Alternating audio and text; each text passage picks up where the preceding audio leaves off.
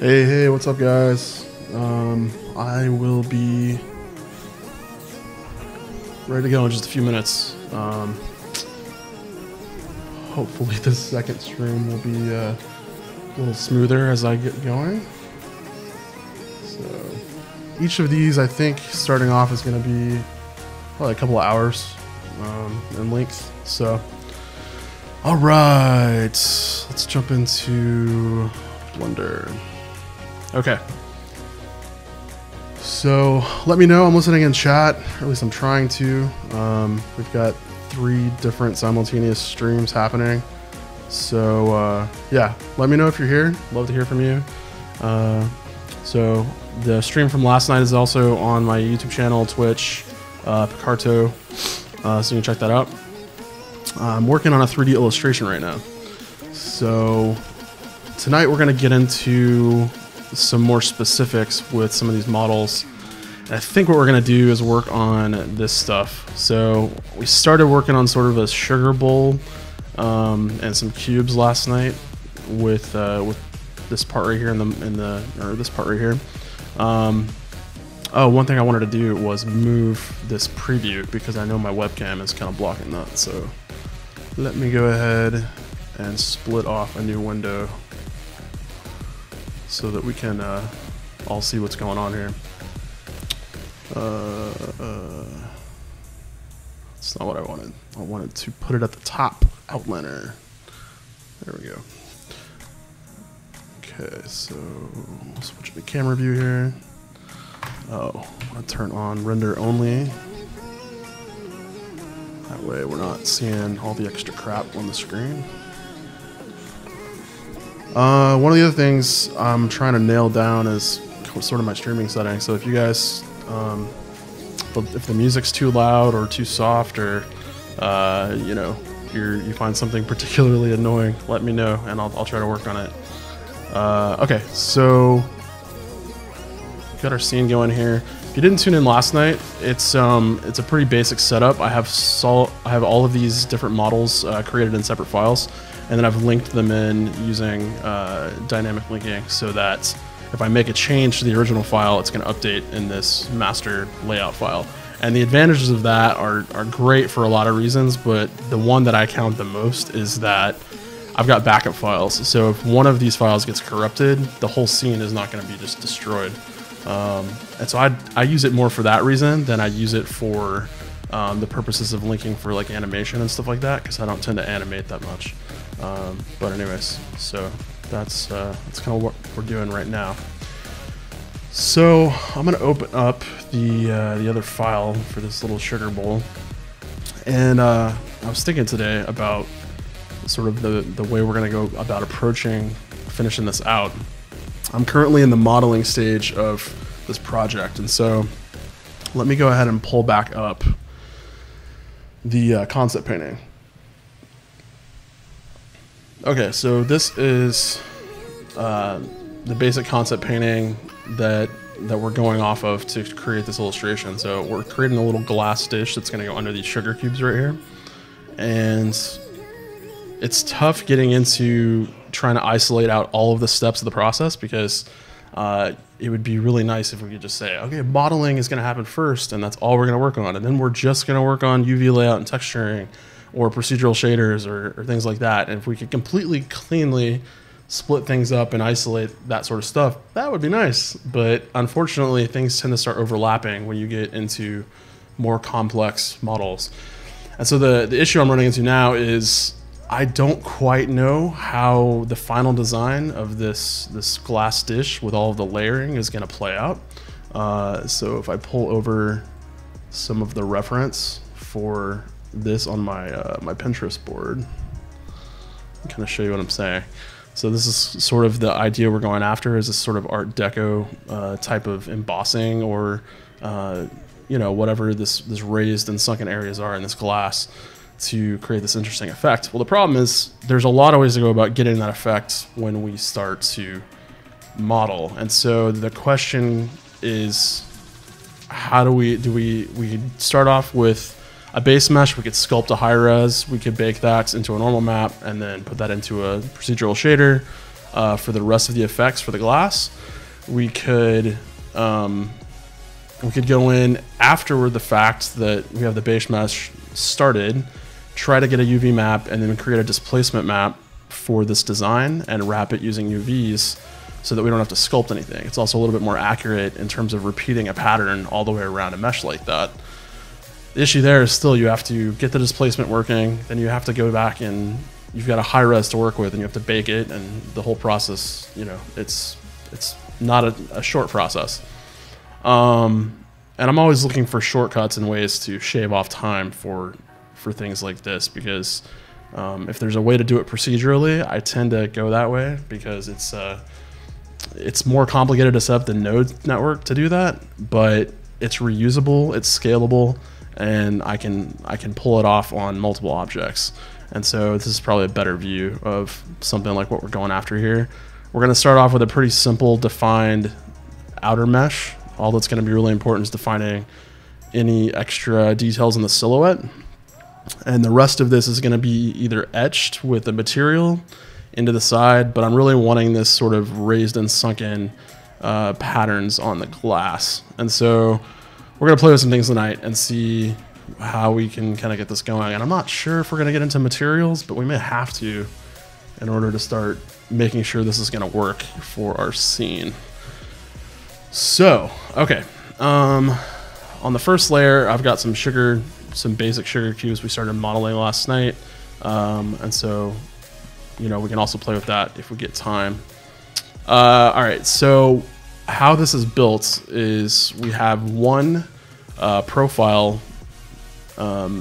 edge basically defining this entire shape. And so if I move these around, it's going to change the way that's shaping the glass. And if you've never used any of these kind of modifiers in Blender before, I can turn each of these off and kind of show you what's happening. This screw modifier is taking that profile curve right here, and it's spinning that around, sort of like a pottery wheel. Or if a potter was creating a pot, this is what he would do, is focus on the profile curve there.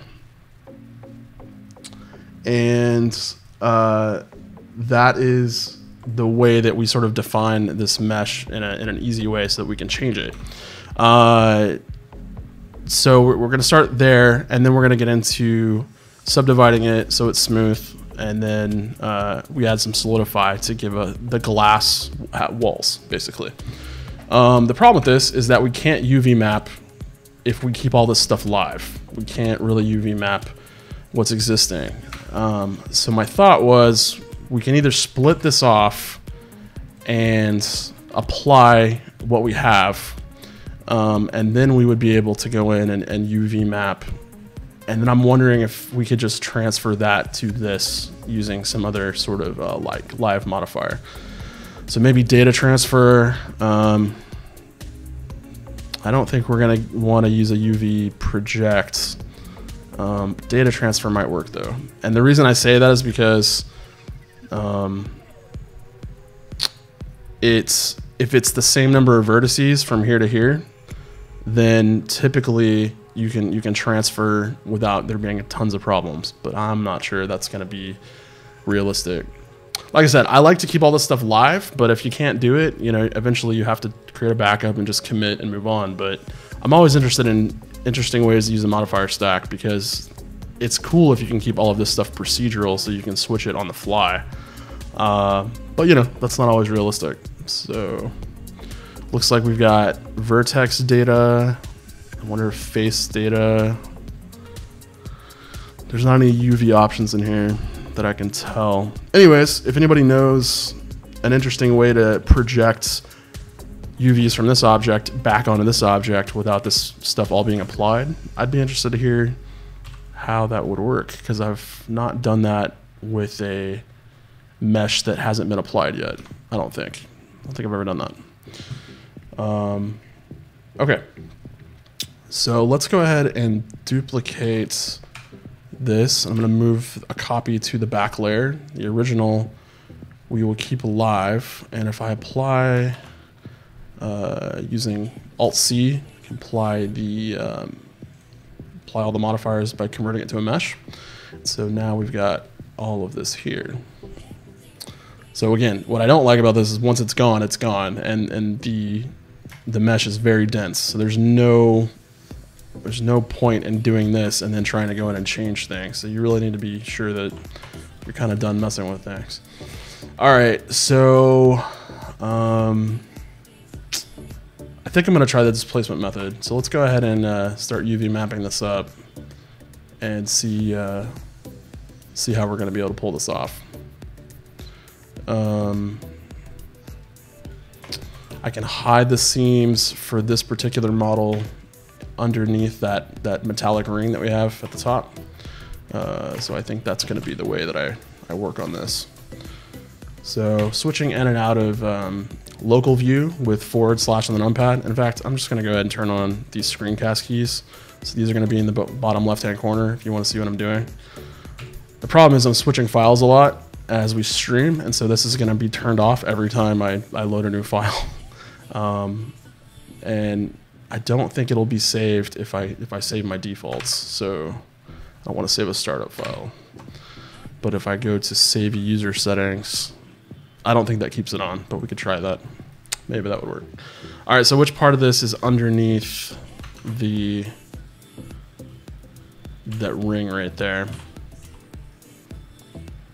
So we know anything above this is pretty much safe. So I'm gonna grab it right on this edge, and we can go ahead and cut. I'm trying to think how we want to split this off. Basically with the displacement map, it's gonna project all the way through to the other side when we UV unwrap this. So we're gonna need to find a good way to lay this out. And in fact, I'm going to go ahead and there we go. Pull over a UV map image editor right there. Okay. All right. We could do a smart UV project. This never works out, but we can try it. So what I want to try to get is a really flat cylindrical type of unwrap, so that from one side to the other we can do a repeatable pattern. And again, I hate this part. I hate UV mapping and trying to get everything lined back up, and it never is a fun process to me, because it's just slow and tedious. And if I'm modeling, I'm creating something fun, but if I'm UV mapping, I feel like I'm going back and redoing work. So let me know if you guys feel the same way, because I definitely do. Okay, so if we go from the side here, place a cut, unwrap.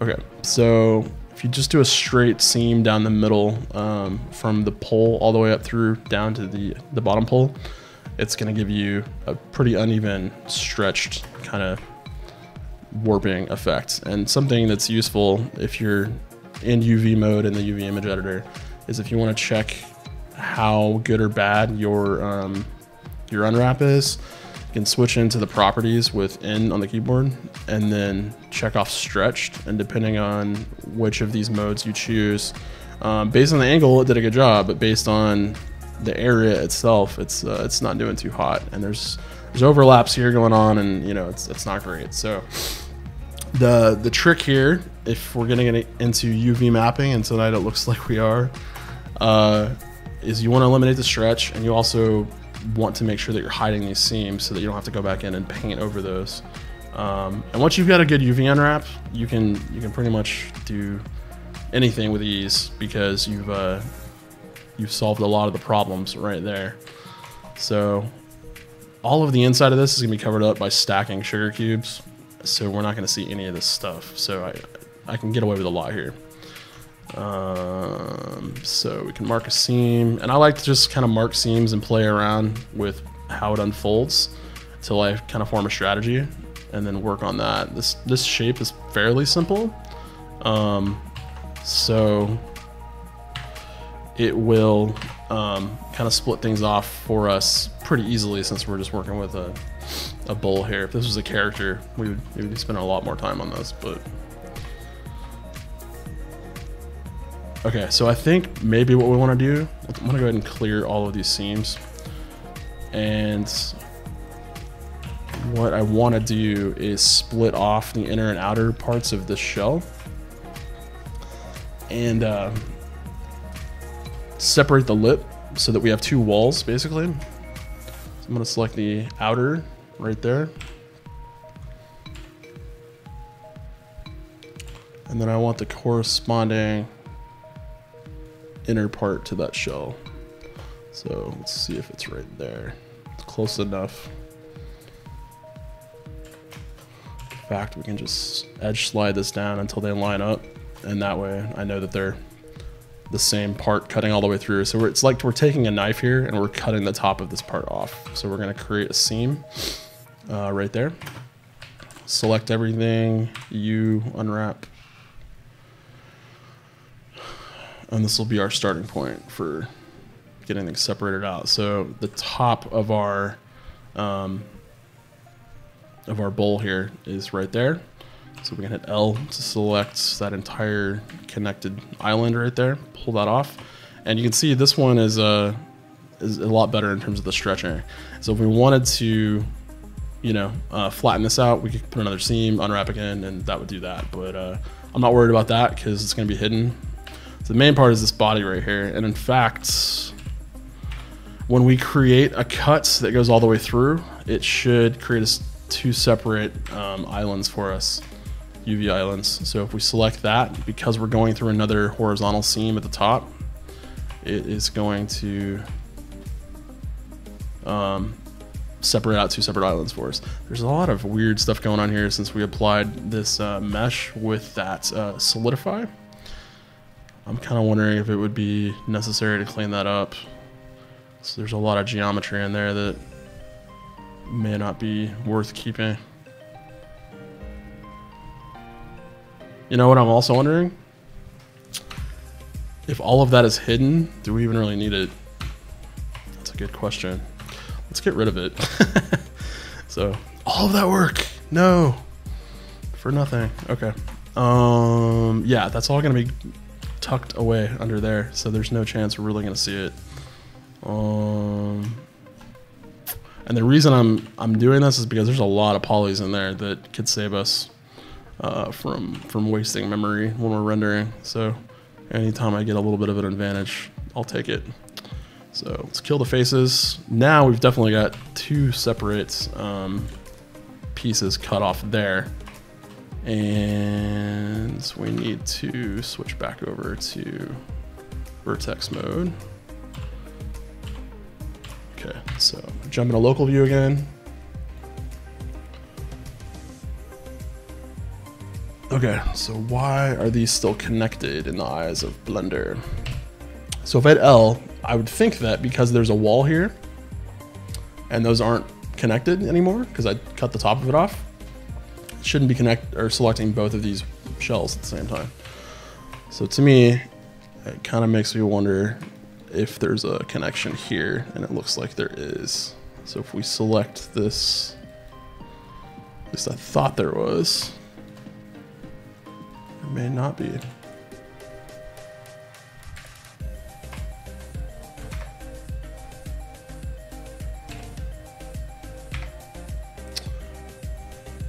It's interesting. Let me expand this out a little bit. Yeah, what's weird to me is that shouldn't be selecting these bottom parts if there's not a connection. And again, it looks like there is right there. Wait, I almost had it. Awesome. Okay, delete that edge. And yay, we did it. Okay, let's split off. So now we got two separate shells. So if I want to, I can hide this one and just work on the outer shell. And now, if we were to do what I was talking about and cut this here, we can unwrap that, and we're gonna get a little bit more of a flat layout. We could cut another seam on the other side. And if we do that, it's going to give us pretty much a straight on view of these in the UV editor. See how that's working. The closer it is to blue, the less stretching that you're getting, and so the better that is for you know, everything involved. So what we would typically do on a curved mesh like this is we would either cut a ring off the bottom until we get more of a to the flat part. So if we're looking at this from the bottom, when it starts to fall off towards the edges, we could cut a seam there so that the bottom is sort of by itself, and this wall is easy to flatten out. We could also cut slits. So if you're thinking about this, the way we like to kind of describe UV unwrapping is like if you're looking at a moving box that's cardboard and it's got duct tape or packing tape or whatever around it. When you cut those pieces of tape or cut that box in a certain way, the goal is to get it to lay flat. And so any way you can aid the software in helping to unstretch the mesh, you can do it that way. And so again, we go to the top view, pick a point where we feel like it's starting to even out and flatten out by itself. And we want to, let's say we kind of split the difference there. And we can try here. And so I'm putting this ring here so I have a reference point. So I'm gonna mark the seams, and then I want to get rid of all of the all the cuts above there. So we've cleared off all of those. We want to seam. Oh, actually, we want to select that so we can clear. There we go. Okay, making sure that's all there. Control E, clear seam. There we go. So now we just have a cut from this point down to the bottom of that pole. And we want to mirror that behavior all the way on all four sides of this mesh. So take this vertical here, deselect this stuff, and mark a seam. Okay.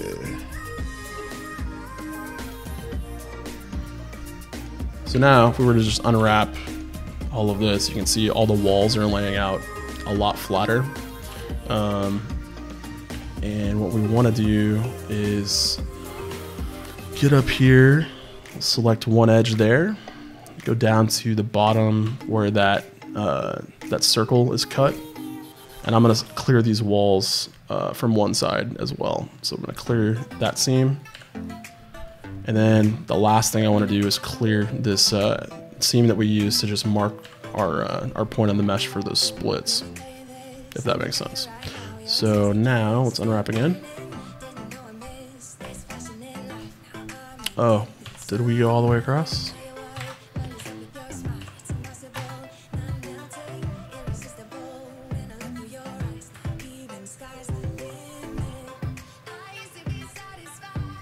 Okay, so we've got that cut going all the way up. Yeah, so that is unstretching a little bit better for us. And you can see with the splits here, it's de-stretching a little bit better as we try to lay this out flat. So one more pull on this side is what we want to do. So I think I cleared that seam all the way down, and I didn't want to do that. So we can turn on selection here so we can keep the UV editor in sync with what's happening over here. If I select an edge, it's going to show me that edge over there. Switch in edge mode here, and we're focusing on this, so that's going to show me over here in the 3D viewport where that is. And yeah, so I'm going to want to take that all the way back up again and make sure that's cutting. We got to have one cut going all the way vertical, so that's going to flatten that back out. So there we go.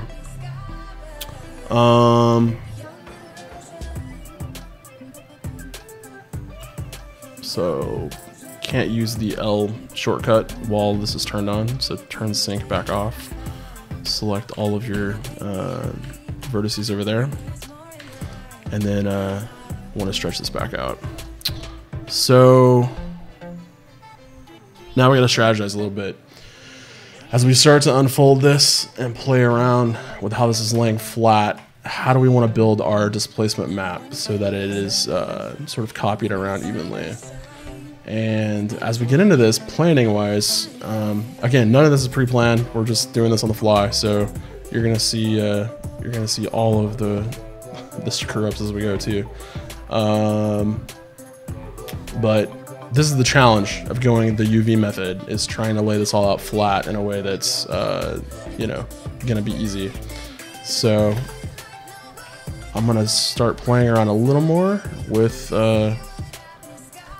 the way this is laying out, and if we can't get it to work, I'm gonna try another method. And that's kind of how I work. I just mess around until I get it to work, or I don't. So what am I looking for? Display. Oh, I'm in edit mode, that's why. There we go. I'm gonna turn off all of this stuff because it's hard to see what I'm doing with that on. Okay.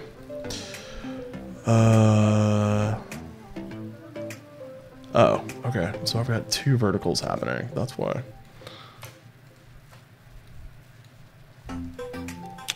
All right. So let's go up to the top here. Clear that seam.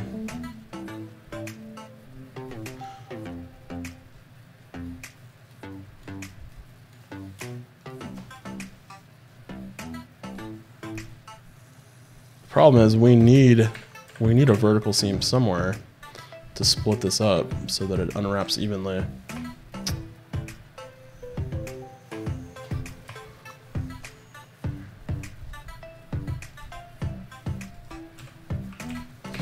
Okay.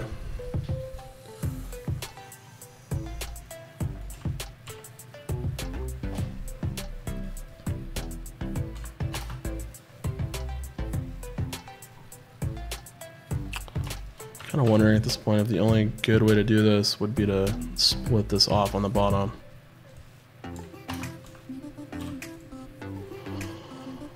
Yeah, that may be what we have to do. The issue with this is once we have a seam here that's obvious from the side, connecting the pattern that we want to repeat over the whole thing across that seam is going to be tricky. And we can do it with, you know, multiple UV maps and playing around with that, but it's more of a headache a lot of times to me than it's worth. All right, so what I'm gonna do to flatten this this out from side to side is I'm gonna select this right here, and I want to use, where is that on our mesh? Turn this back on.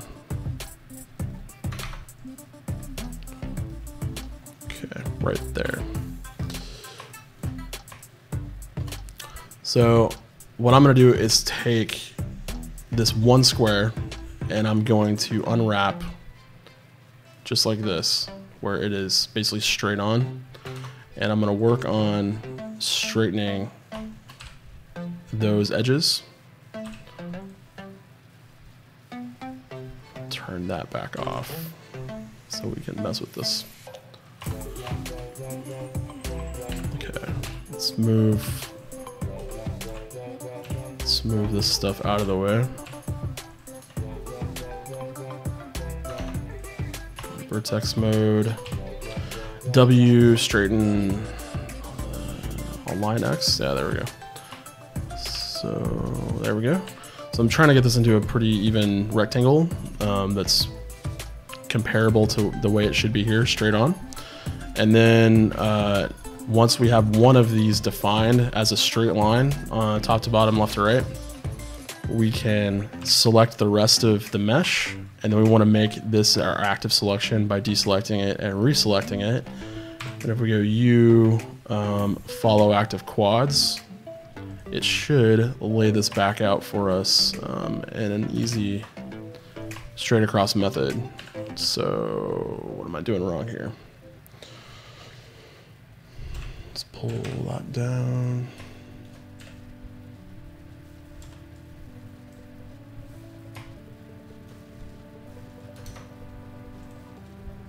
Ah, following the wrong quad, that's why. So pull this one, you follow active quads, there we go. Okay, so that's an easy way to straighten up something complex like the shape of that bowl. So pull this back into the 0 to 1 UV space. Easy way to do this too is if you select everything, Control P, you can pack all of that stuff automatically.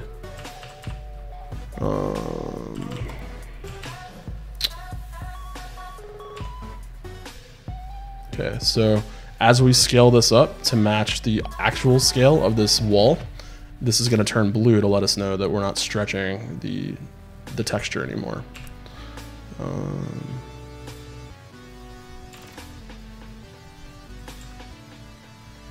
And honestly, from our top view down the sides, we're not really going to notice a ton of this, and it may all be covered by the sugar, but you know, who knows? We may want some different angles and all of that as we go. So we'll play with that a little bit more. All right.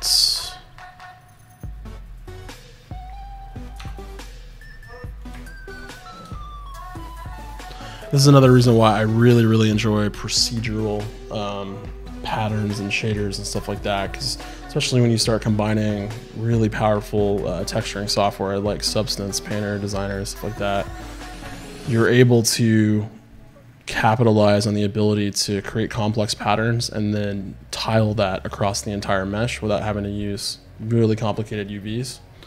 And it's nice. I mean, you still have to UV map, but it's the edge creasing thing is less of a problem when you're painting over them. All right, so let's play with this and see what we get.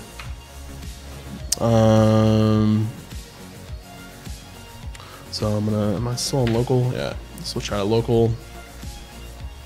Select that, jump into our modifiers, and I'm gonna pick Displace. And to do the Displace, we're gonna need texture. And so, let's see. As we get into doing the texture here, I'm gonna do a quick one in Photoshop just to kind of get us going. And we're just gonna play with, let's see. Yeah, let's just do a 2K. I'm gonna fill this with a middle value gray, which would be like a 128, all the way across the board like this for the RGB.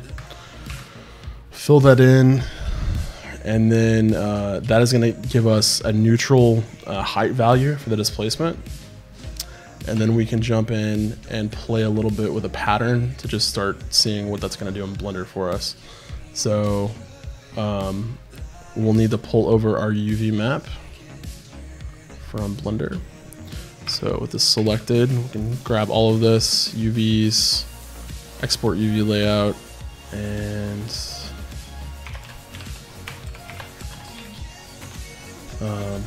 make sure I switch this over to a 2K, so 2048 by 2048. Okay, let's pull this up.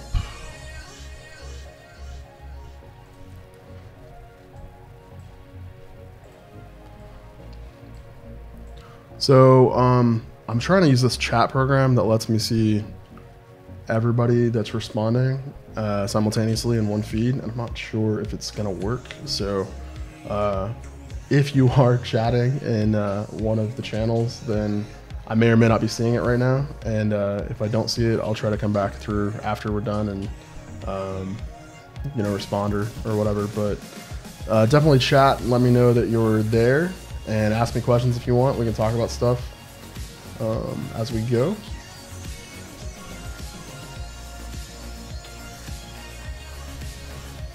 Okay, so we got some overlapping happening here. And again, on the lower half, I'm not really as concerned right now as I am with the way this is going to look all the way across here. Which kind of brings me to another important tip as we get further into this project.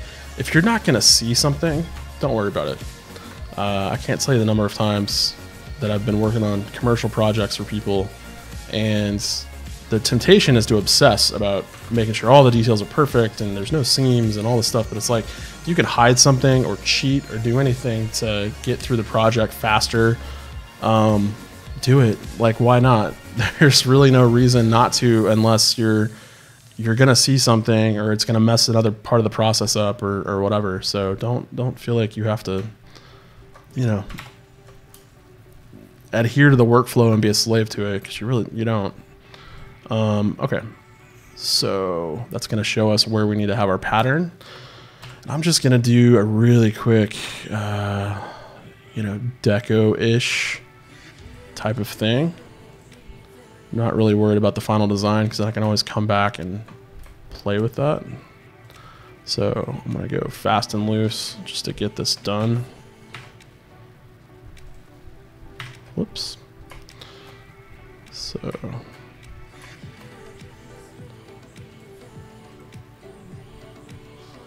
I'll probably be doing mostly Blender for this channel, but there's a good chance I'll be popping into other software every now and then and playing around. So if you guys have a preference for what you'd like to see, you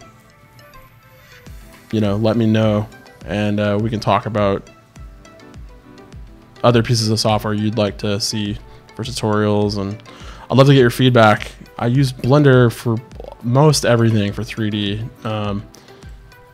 but I also use whatever I need to kind of get the job done, because it's a big world and there's lots of players, and obviously I wouldn't be doing this if I didn't love Blender, but you know, it's good to use whatever tool you need to use. Okay, so I'm gonna fill this in with a white, turn off my UV map, and the thing that is important to remember about displacement maps versus bump maps is that bump maps, normal maps, those maps are going to affect the object on a surface level from the shader, and it's really, you're tricking the eye through the normals and then the way it reacts to light to, you know, let's say, imply texture, imply depth. With a displacement map, you're actually changing the geometry, and so it's much more sensitive to your light and dark values on the map. And so what you tend to need to do is dial this in so there's not any extremes happening. So if we're going to start from a mid-level of, let's say, this mid-level gray is 0, anything darker than this is going to go into the mesh, anything brighter than that is going to come out of the mesh. Then we need to drag this down way lower towards this middle range here, so it's very subtle. And the more subtle you get it, the easier it is to dial that in Blender. And you'll see what I mean. But anyways, we'll try something like this to get started, and then we'll save this back out so that we can play with our displacement map. So let me find my file real fast. Save this in the folder. Oh, where am I at? Let's see, projects. Okay. So I'm gonna save this as a PNG. The higher resolution you save it in terms of bit depth, so you know, 24 versus 32 versus 8-bit, the color information is gonna matter. And anyways, we'll get into that as we play with this, because I'm sure I'll have to tweak some stuff. So I'm gonna label this sugar displacement, and try this out. Okay. So under the texture layer here, we're going to create a new one, call this something like that. Jump into this properties window over here, open the file, and select our displacement map. Okay, now for this to work, there has to be lots of resolution. And so even though this looks pretty dense, especially down here, it's not going to be able to displace the geometry unless you give it, you know, more to work with. So I'm gonna go ahead and add another subsurf, move that above the displacement modifier down here, and then you can see what it's actually doing for us there. And so what I'm seeing too is that this probably needs to be flipped top to bottom. So I'm going to select all of this, and if I just rotate this 180 degrees, it's not going to change the position of the UV layout. So that should, I would have thought that would have flipped it for us.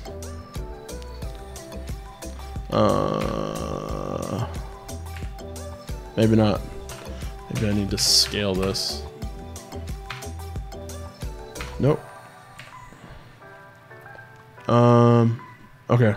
Well, we'll play with it. So strength here is gonna change how sensitive this map is. It's better to probably type those numbers in than to just slide it around. And even with 3 subdivisions on top of what we already had, it's not really enough. And so there's multiple ways to go about doing the extra divisions. The problem is the more you subdivide, the worse off Blender's gonna get in terms of the speed. And I've got a pretty decent workstation, but you can see if I try to bump this up to something like 6, yeah, we're getting a lot of lag here. Hopefully this doesn't crash, but I'm not sure what's gonna happen. So we'll see. Take a drink real fast. There we go. Okay.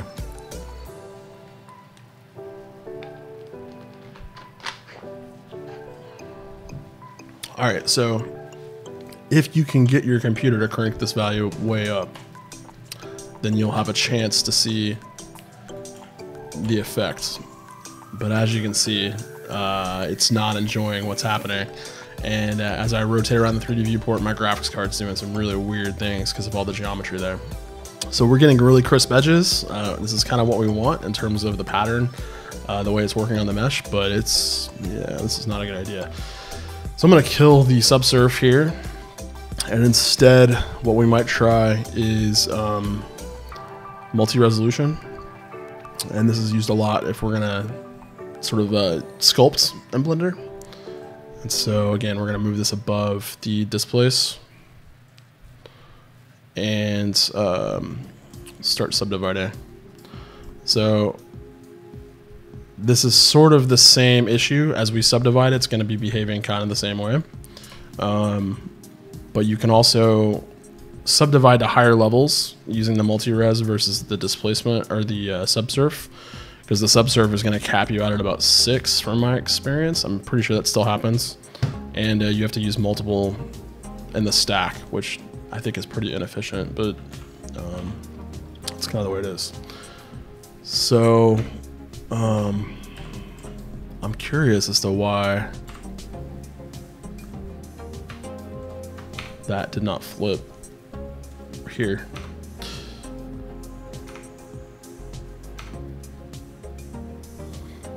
It's interesting. Oh, I know why. Because we're displacing not on the UV coordinates. There we go. Yay. Okay. So, yeah, that's important. Make sure you select the UV coordinates instead of object global or local. The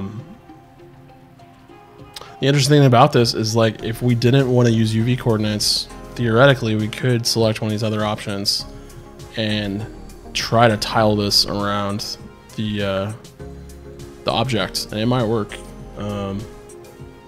We'd have to play with how that is looking and obviously working, but you know, it's not impossible to figure out a way to do that. For now, I'm going to switch this back to UV and pick the UV map here. And so, yeah, so you can see it's pretty distorted. We're taking something here that is kind of even, but it's stretching it all the way across the bowl. And so what we would need to do if we want to play with this is take the map here Make sure I don't have any of that selected. And we could stretch like this. So we did that. Then we could get a sort of repeatable tiling effect. If you go off the 0 to 1, it's going to start tiling. And so we want to play with the verticals here too to get this dialed in. But this is a method for doing it. Yeah, there we go. So again, the smaller our design gets, the more geometry we're going to need in those areas to make this work. So just something to be aware of as we get into this. But the important thing is this displace is allowing us to play with the silhouette here. So from the sides, you're going to see the in and outs happening on that glass.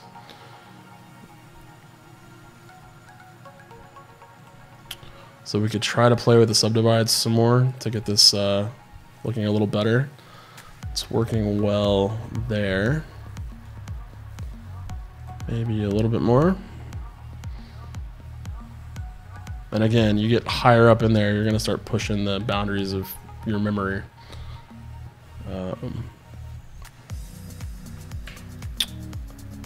Anyways, play with that. One of the things you can do to get rid of some of these jagged edges is, again, you can increase the resolution, or if you jump into something like Photoshop, let's say we duplicate this so we don't lose the pattern, and if we blur this a little bit, let's say we resave this as that same displacement map. Okay, and then we jump back into Blender and reload this right here. It's gonna ease how that geometry is popping out of that mesh because there's not a sharp edge.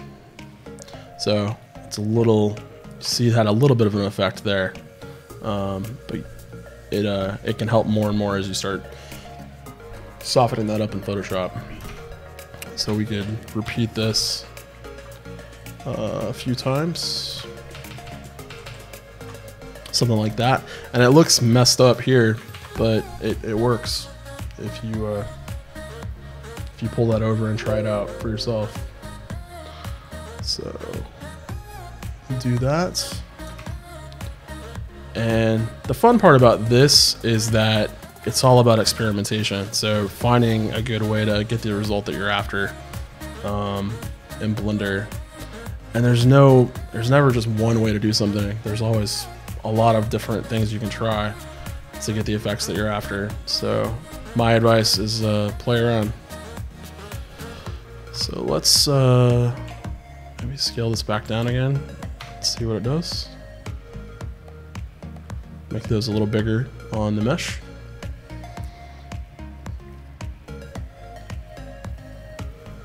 Okay. So what we're going to want to do is get in there and create a lot more intricacy with the way that this is patterned over the entire mesh. And so what this is going to need to do from Photoshop is we're going to need to create a pattern that is tiled from top to bottom on this mesh here. And that way when it wraps, it'll be connected and it'll work out for us. So again, there's a situation at this point where we can decide if we want to try to really get in here and line things up using a UV map, or if there's a better way to go about doing this without UVs that allows us to use a different texture coordinate than the UVs on the displacement. Object would probably be my first guess as far as something that we could use that would help out with the way this is tiling. And we could get into, I'm gonna lower this preview back down. There we go. Okay. So I'm seeing we've got a vertex group we can play with, we've got an object that we can play with. So what that tells me is I could actually add something like an empty pull that over, and then I can make that the target of this object. So that's going to add that in there. And then depending on my settings here, it's going to change the way that looks on the mesh. And so if I rotate this, it's going kind of slow. Sorry about that. So rotating it around the Z-axis is actually going to just shift that around so that it lines up on the bolt according to that direction of the empty. So if I wanted to flip from top to bottom, I could rotate this 180 degrees, and that will flip it to the other side. And then let's see if we just rotated 90 degrees.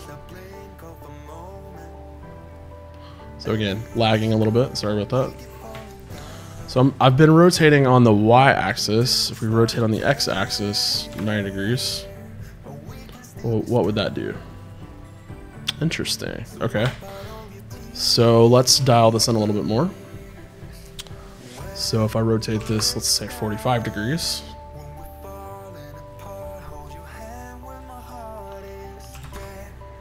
Just play with these values a little bit until we see what happens. Interesting. Okay. So that's going to add that there for us. Let's see if we jump into the texture settings for our displacement, what we can play with a little bit here. Okay, so looking at the texture settings here, we've got use alpha, we don't really need, so we can uncheck that. Let's see if there's anything else. Color space is kind of important because it's pulling that from the image file. It's an RGB image file, but if you played with this, sometimes that can mess with things. If it was a normal map, we want to switch this to non-color data. So sometimes doing that can help with the effects that you're getting there.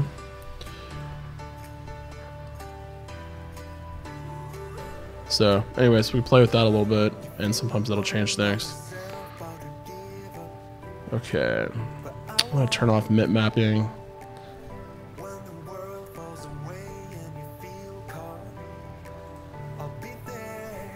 Okay, so let's play with image mapping a little bit.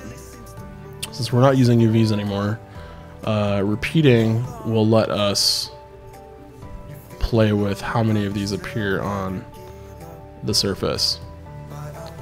And so if you just change the X coordinate, obviously it's going to start stretching things.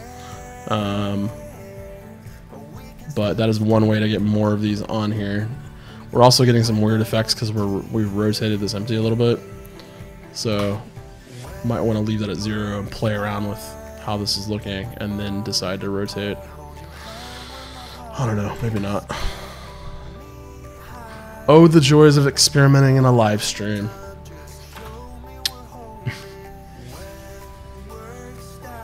Interesting. Okay, so I'm gonna leave Y at 0. So it looks like it's slanting up and to the right because of the X coordinate. So I wonder if we can dial this in, if it'll start rotating this. Yeah, it will. So if we nail this in the right area, it'll get it to where it's copying it around evenly for us. So it looks like it's starting at the top here and stretching around, and that's why when we get down to the bottom, it's losing its shape and then coming back up the other side. So let's go once again back into this.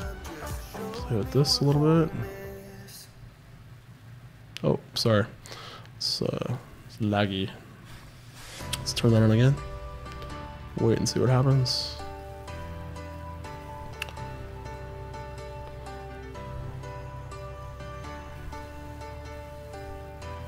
Interesting. Okay.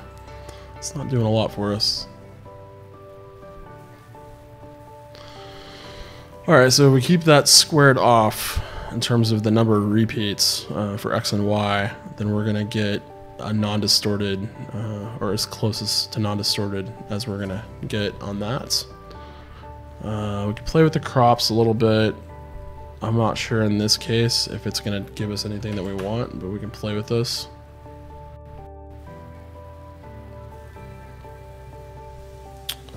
So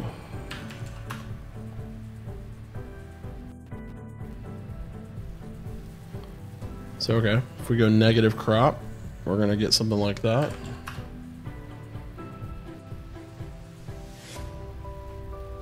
Ooh, freaking out.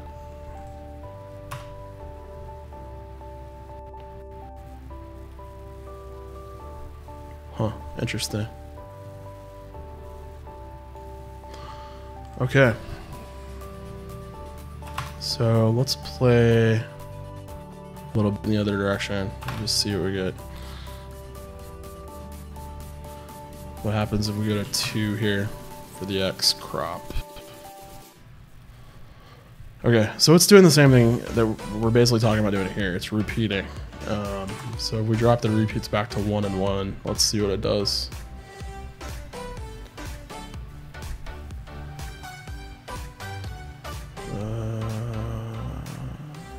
Yeah, it's gonna give us more rows. Okay, so something like that. Issue here is like we're gonna start peeking out above the top of that ring, and that's not gonna work for us. So let's pull that back down. What happens if I go to 2 on the crop on the Y? Okay, so maybe we can just leave the repeats, and I think we're getting the same basic effects as we mess with crop min, crop max, or repeat X and Y in this case. So anyways, that is basically one way of playing around with getting the displacement working. So another thing we can do here is, let's say we take this original here, and I'm gonna lower the opacity of this UV map so we can kind of see what we're doing. Okay, so take this original, I'm gonna make another duplicate, scale this down a little bit.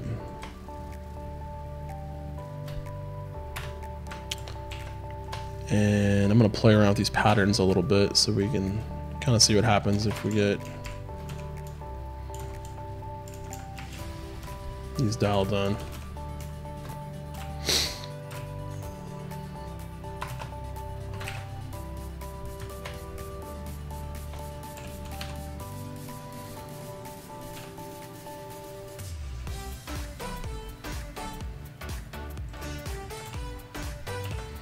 So once again, we're gonna pull this down so it's approximately in the same area. And let's see, what might we do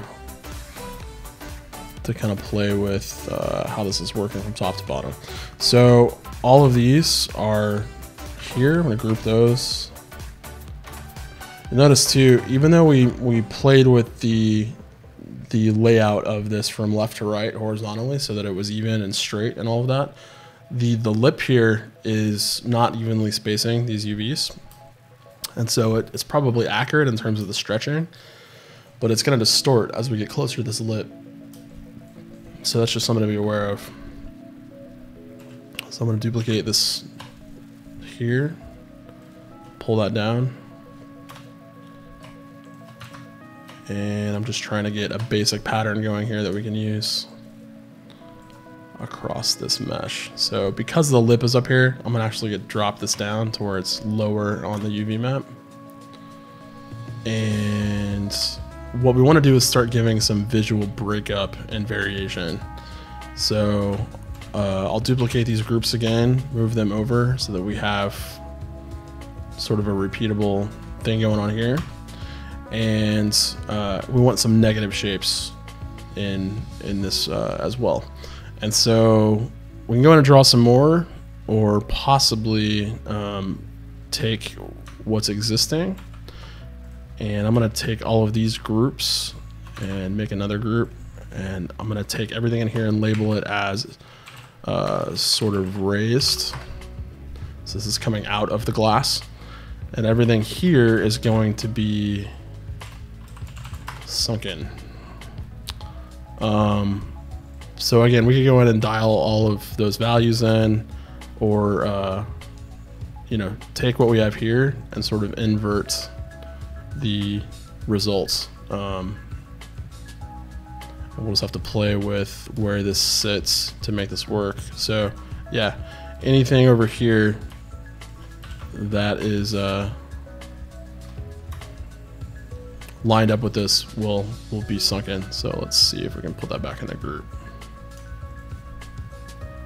Yeah, so the problem with pulling that inside the group is that it's just going to apply to the top, and we need to have this applied outside.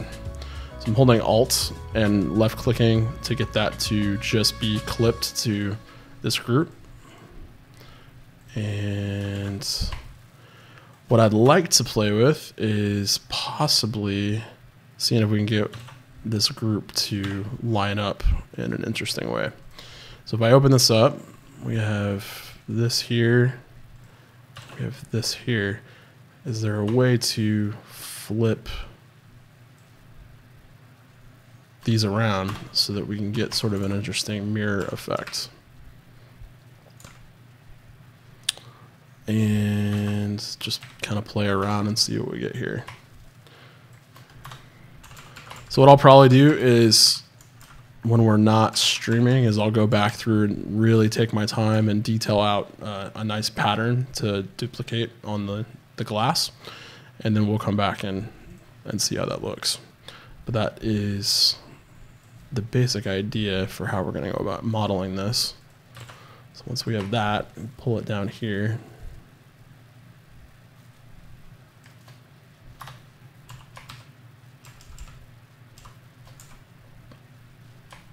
Something like that. And remember, we did this really quick. It's imperfect. They're not, you know, symmetrical. So we're getting some weird things happening. But so we can group that again, duplicate it, pull it over to where we're kind of lined up again, close enough. And then once we have all of these patterns kind of locked in, we'll go ahead and duplicate a version of this. And so I don't want to do that. I'll just copy all of this and then Control E to compress it down. Turn all that off. And then if we were to disable this, we can go to Filter, Blur, Box Blur, and let's select something like, I don't know, let's try 8. See what that looks like. Again, it's going to come off like really, really soft, and you're going to be tempted not to blur it like that because it's going to look like it wouldn't work. But it's just, if it's too pixel perfect, you're not going to get a nice fall off in Blender, and that's what you really, really want. So let's go ahead and reload this. Okay, so now I definitely want to go back to the original crops. And this is not really going to work unless we turn it back to the UV option. So I'm going to play with that again. We also went in here and we modified our UV map. So again, we're going to want to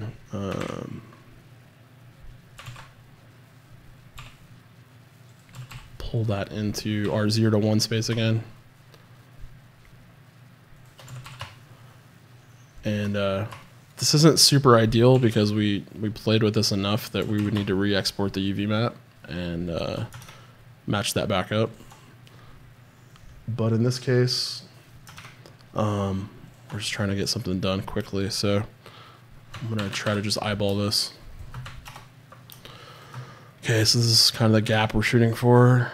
Let's, what am I doing? There we go. So I'm going to scale this up until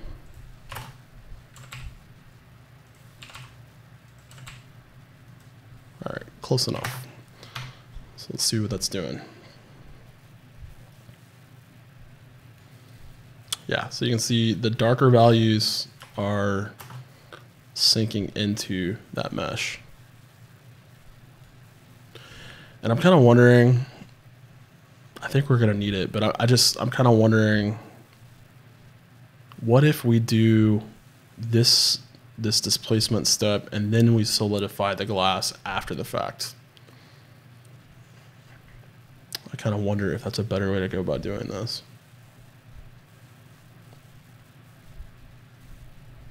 Well, we'll see. All right. All right, let's play again with the X repeat and see what that's going to do for us.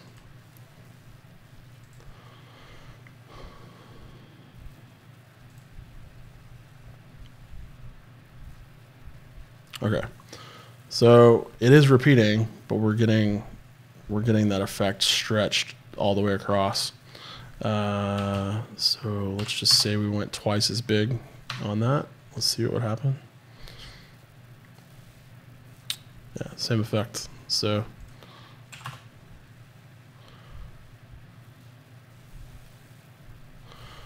it's not an easy way to just do that repeat unless you start playing with the scale of the UV map over here. And so even that back out and do most of the work in Photoshop is what we're going to need to do to get that working.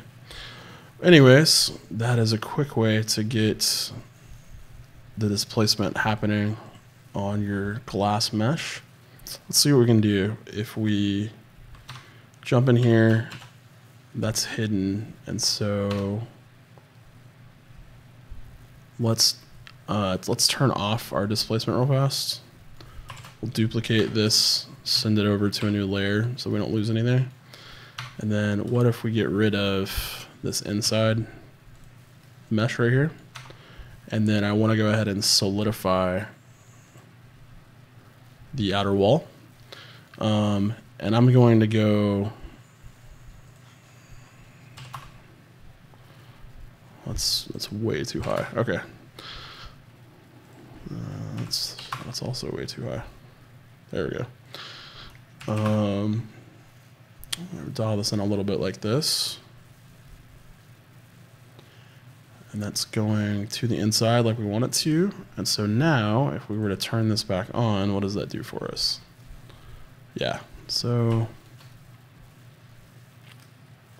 it is working. I don't know if it's working the way we want it to work. Maybe we could turn the strength down to something that's not going to create some weird stuff on the inside like that. This is probably more in line with the way it would actually be bumped on the surface anyways. You're not going to get super huge fall off. So yeah, maybe something like that. And then we could play with the order, see what that does. There we go.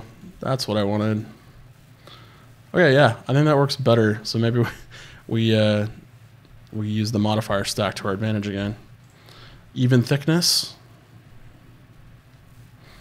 Nothing? Okay. Doesn't hurt to try stuff. Okay, so the process now would basically be to create a low-res retopo of this, or basically to take this multi-res and we create a version that has just the base turned on, so we get rid of this. And then we would project the detail from this back onto the original UV map of our low res. And then we would save that out so we could plug this into a shader. And ultimately the whole point is to get rid of this displacement modifier, because, you know, that plus the multi-res and everything else is harder to get away with when you're doing rendering in cycles than it would be if you were just going to use a regular subsurf. Subsurfs are nice because you can typically on an object get keep everything alive, and it's not going to, you know, really slow down the render time. But in this case, because we're using something like displacement, it's it'll chug your system down. It's not good. So you want to take every advantage you can. But basically what we get from this is we get a normal map, and that's good because you know, we can get the silhouette retopoed if we really want to get these bumps in there. We can do that, but it's ultimately up to you whether or not that's necessary, right? And so that's kind of what we'll be playing with a little bit. I definitely know I'm gonna want to do some sort of either method like this to get things baked into a normal map, and then we pull that into the shader when we get to that stage. Or we could play with just doing this all in the shader. So if the ultimate goal is to get to a point where you're baking a normal map and it's really just a tiled repeat like this, oftentimes you can pull that off in a procedural shader, and it's a really good it's a good method to try out if you're going to be tiling something on something and you don't want to have to UV all of it. So that's what I like about this. You know, we're just getting in here and experimenting and playing around and seeing what works and what doesn't work. So yeah, so let's go ahead and try something like that just as a test, and we'll see if that's a better method to use, because I don't want to have to go to the trouble to bake this and retopo and all of that if I don't have to, because we know what we're going to get. We're basically going to get this exact same impression in the shader that we build and we put together.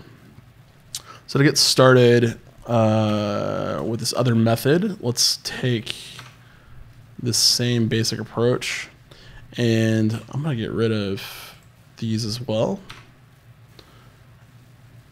Get rid of the displacement, don't need a multi-res. That's the good thing about the shader method. And we'll go back in and solidify, try a 0.1. Okay.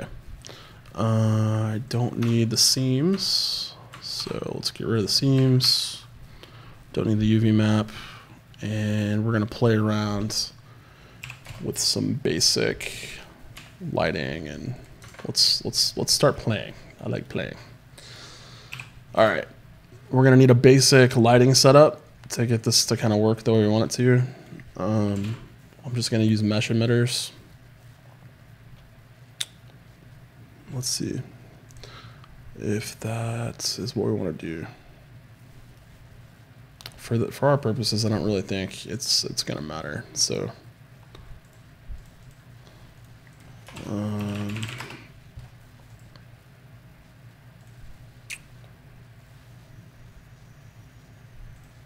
why not? Let's go ahead and do what I normally do. I'm gonna set this up for filmic, and that means we're gonna have to crank our strength. Play with that a little bit.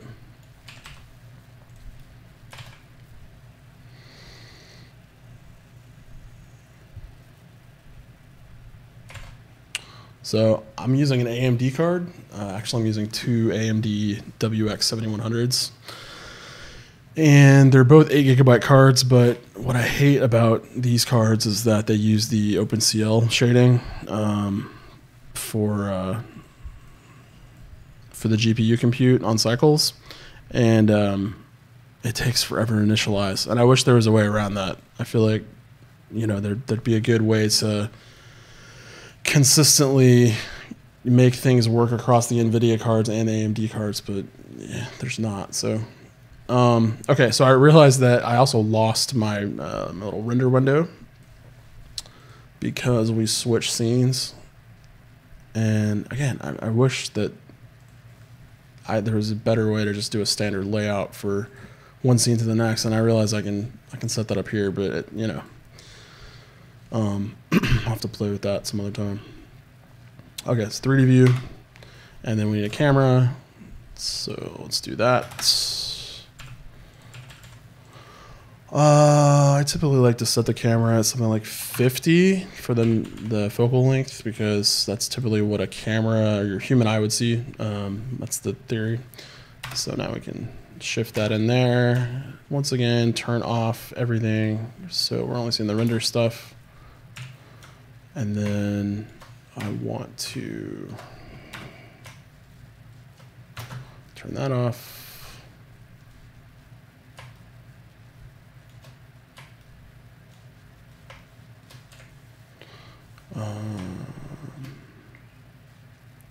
Try to square this up a little bit.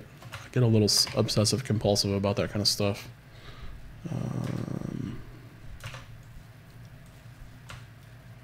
Okay. So now we can preview the cycles rendered there. All right. Need a node editor at this point. Checking out the chat. Hey, what's up, man? Okay, I'm not gonna reply in chat, but hey, Jerry, it's good to see you, man. I see your what's up, and I'll raise you a what's up.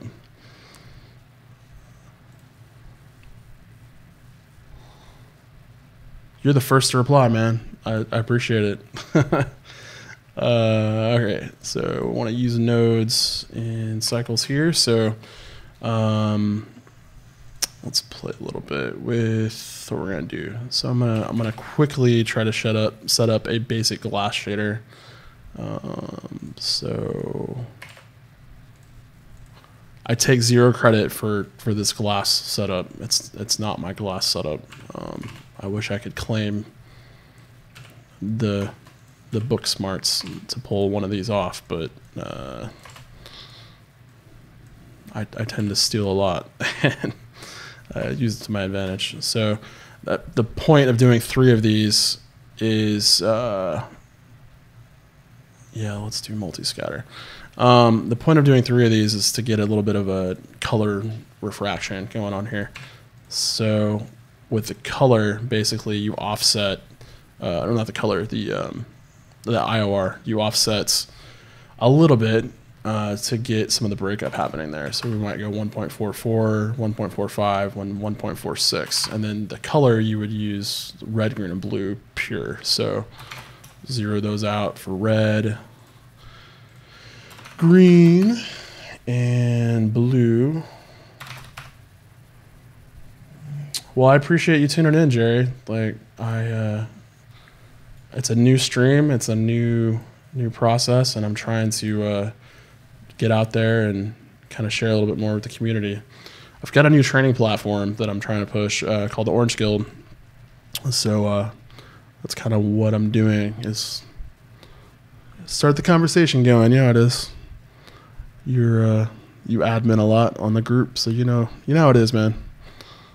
Always a lot going on. What am I doing? Samples. Yeah. All right. I don't know how many we're going to need to actually see what we're doing here.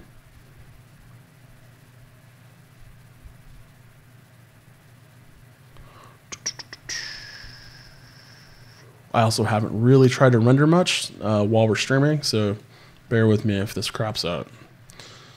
All right, let's play a little bit with some better lighting.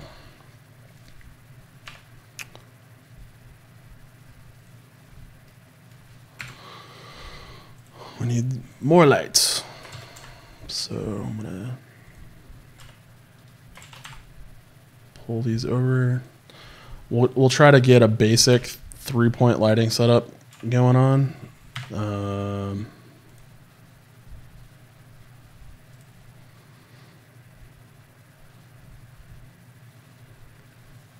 Oh, okay, good. I'm glad there's not any lag. Yeah, I'm working out of my buddy's studio, and he's got a pretty insane internet connection, so we should be pretty good from this end. All right, so bear with me while I kind of vary some of these planes for a better intensity here, because we don't want them all to be the same. What would be best? So this one, do we want this to be our key light? Why not? Let's say we turn this one up to 15 and label this mission key. This one we will turn into its own, label it mission back. If you use the filmic color system in Blender under the color management tab, like I have turned on here, you're gonna have to crank the values up for your lights, because it really affects how much is going on there. There we go. This is also not an amazing glass shader. There's going to be a lot of darkness happening, and I highly recommend checking out Blender Blender Market if you want to get an insanely cool glass shader. There's a couple, I believe, in there that are just, it's amazing the amount of work and the effort they put into shaders. So, you know, spend the money, buy something if you need it, unless you're insanely interested in just building shaders from scratch for your own purposes. And don't get me wrong, like I'm that way, and it's educational and stuff. But if you're gonna do something for a client or for a project, like just buy it and spend the $15 or whatever it costs, and move on with your life. Okay, so let's try to get a pattern into this glass. Yeah, Prismaglass is very lovely, and I think I have that one, but I haven't done glass in a while, so we'll have to play with this a little bit. So texture, image. Let's pull open our displacement map here. Control T. I've got Node Wrangler enabled, so just if you are wondering. Non-color. Okay. Let's start with objects and see what happens. Okay, so we want to add a converter. Vector. Bump normal. Let's do a normal. Let's try that. Color into color.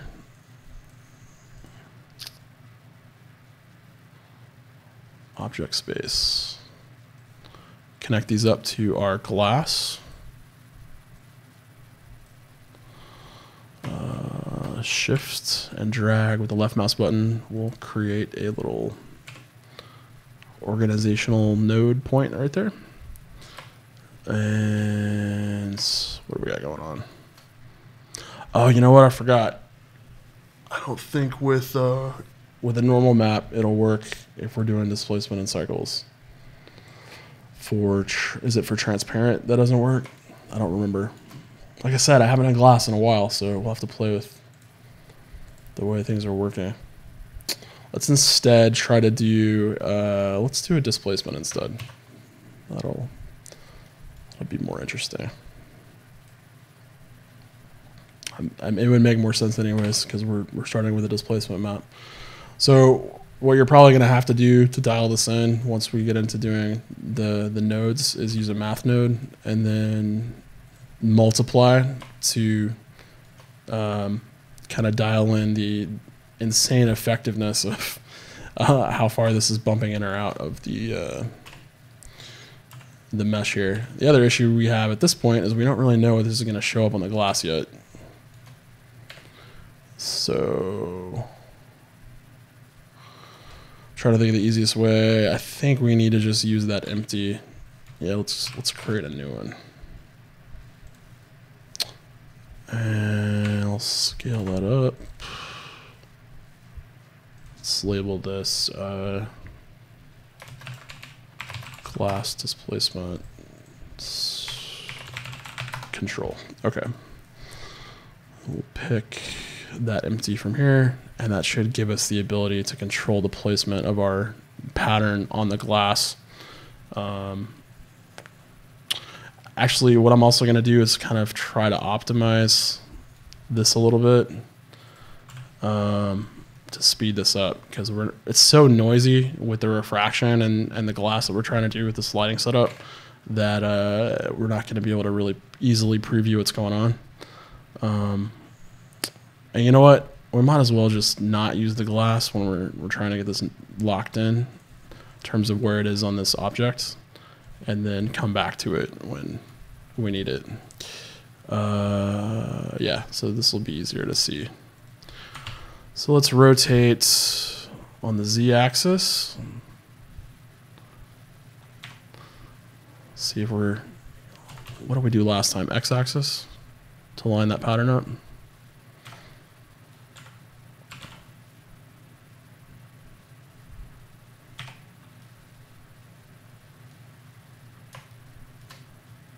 So the idea here is that in the since we're using the object coordinates for texture coordinates, and we picked this this empty to use for the control, when we rotate, scale, move, do anything to this empty or any other object that you pick from here, it's going to use that to control and drive the rest of the placement for this texture.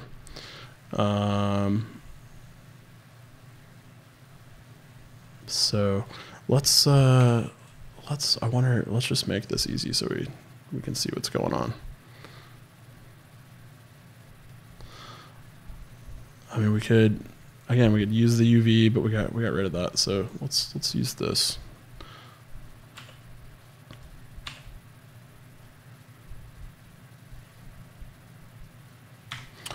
All right, I'm going to disable this, switch into our 3D viewport here, create a border so we're not going to hopefully tax the system too much. And then I'm going to rotate around until hopefully I can see where this is on our mesh. And I kind of wonder at this point if, are we not seeing it because it's too subtle? So what we can do to fix that is let's create a gradient map. Let's see, what else could we do? We can normalize it. That might work. Let's do that. Let's normalize it. That's a converter vector. Where is it? Oh, never mind. That's a compositing node. I can't do that. Okay, so I'll have to use a gradient, a color ramp. Okay. So let's pull this up to about 0.5 and pull this down to about 0.5. And now we can see where that's showing up. Okay. Doing some weird things. Yeah, I've seen some video on the new displacement node. Is that in 2.79? Do you know? I haven't messed with it. Or is it in 2.8? Is that a new thing for 2.8?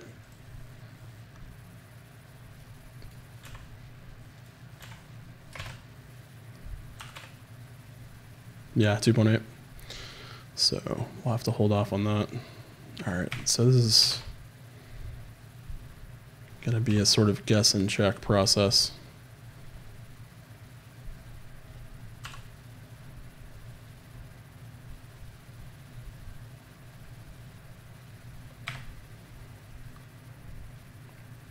Oh, where is it? Which menu is it under?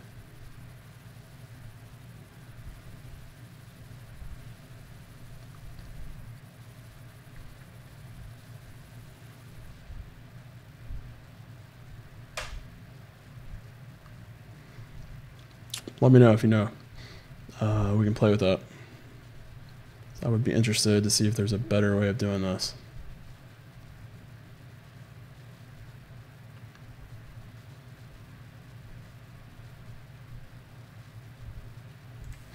All right.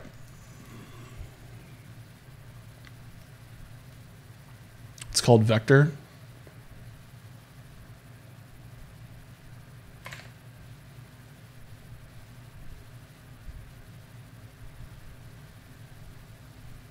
I wonder if I don't have the latest version. Was it a new ad, like a new build or something like that?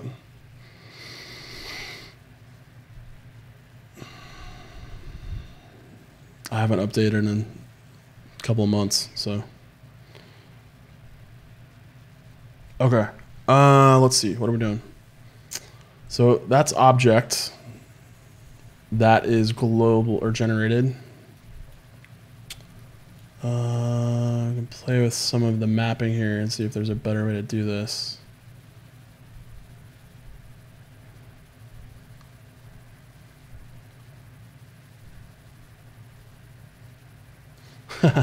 Okay, well, I'll check it out and then maybe come back at some point and do another stream on it, or maybe a tutorial once I catch up.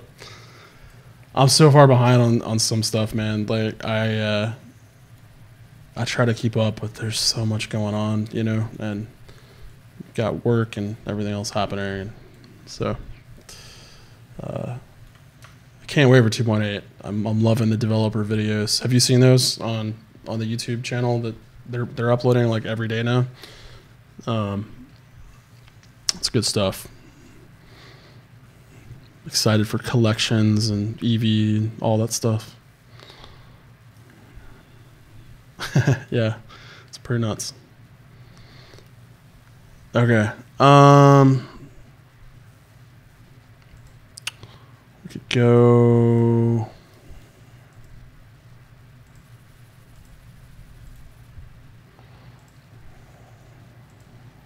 Oh, first crash. There it is.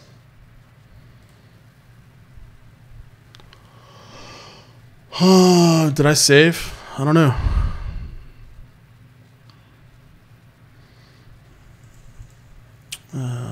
Can I recover?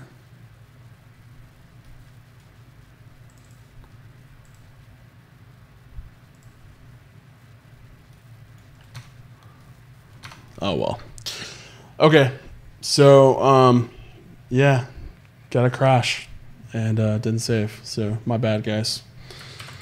Okay, but you saw the process. That's kind of the idea of what we're gonna go for this placement on the glass, and I'll figure out a way to dial that in, and then maybe come back and show you guys what I did. Yeah, kind of frustrating, but all right. What else can we work on? We've got, where are my notes? Okay.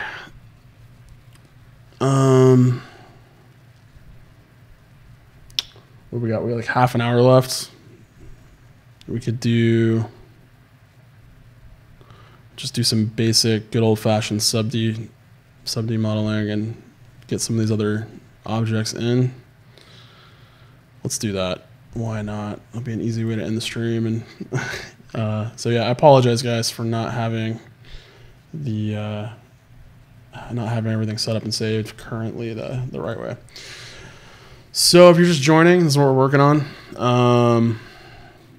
These objects were all modeled in a course that I have called Blender Unleashed Mastering Subdivision Surface Modeling in Blender, and they're pretty detailed. Like there's a lot going on with the meshes here and stuff. So to finish this out, last night we did some currency over here, some coins, and dollar bills and whatever. And we'll pull the concept back up and look at that. So we're getting sort of into the home stretch with the basic models. We've got the teacup and all that left, which is probably what we're going to work on tonight. And then, like I said last night, I'll be doing some private streams on the harder objects. So if you're interested in those, you might jump into the Orange Guild, and there'll probably be some videos on this bad boy here. And I'm actually looking to do an interesting pipe that we talked a little bit about last night. So if I switch back into here, you can see all my reference. So yeah, we're gonna do something interesting like this, and that'll be fun because we'll get into sculpt mode and do some things a little different than we normally do. I don't sculpt as much as I used to, but I need to. I need to get back in there and play around some more.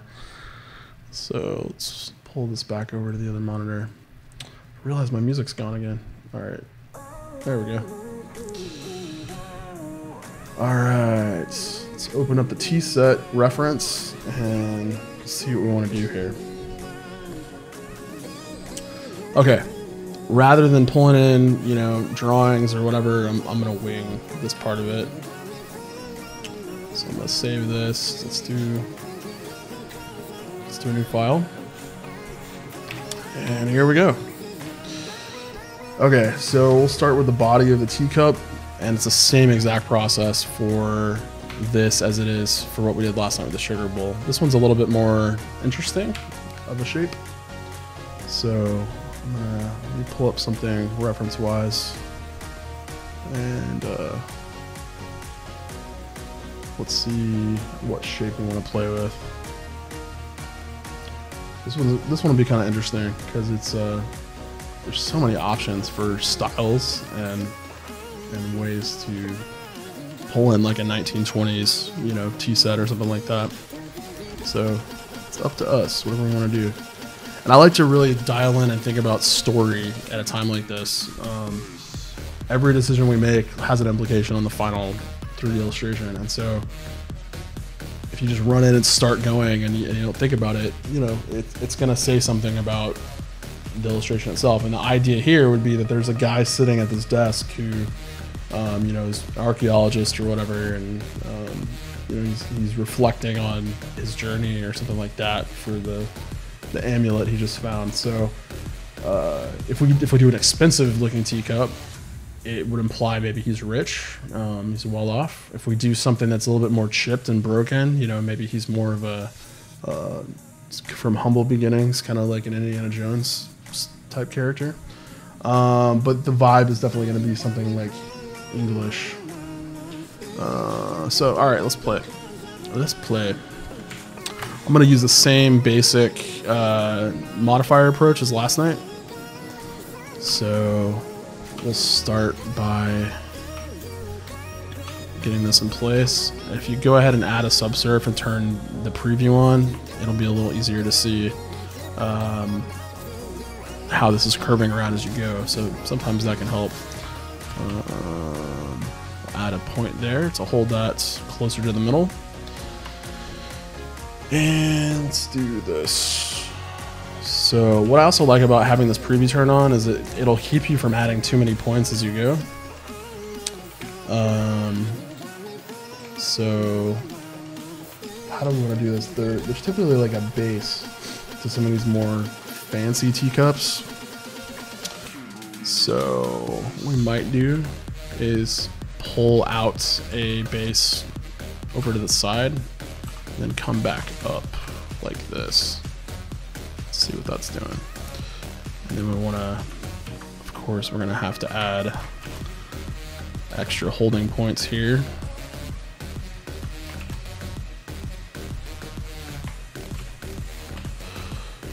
Okay. And you can see how adding those extra points kind of helps to hold that shape there. There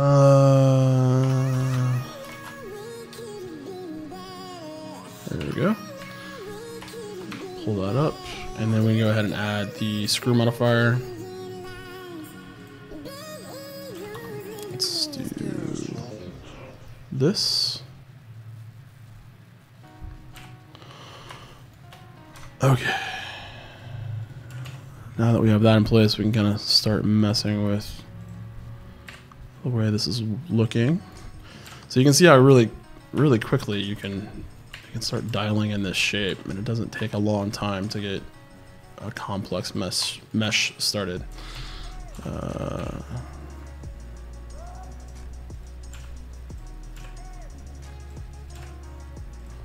So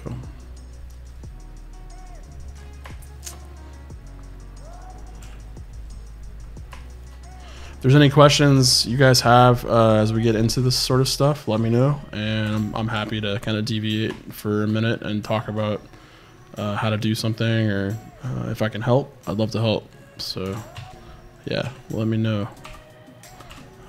Don't want to extrude, want to do Alt D to insert these where they need to be.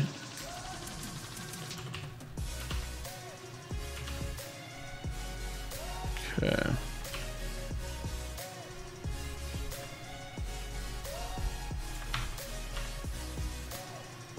So we can do a bit broader of a base like that, and that's one way of kind of getting that in there. And or we can bring it in and make it a little bit more dainty and do it that way. We're not going to be seeing any of the underside of all this. I mean, you've seen the concept art. It's a top-down sort of view, and so there's not really much we have to consider there. So let's solidify this.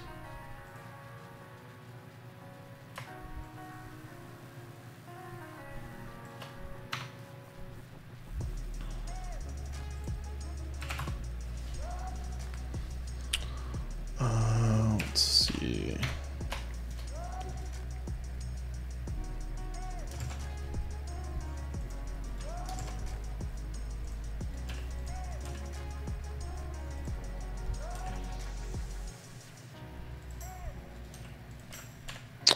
There's also some kind of decisions we need to make about the way this teacup is fashioned. We can, some of these have like metallic rims around the top.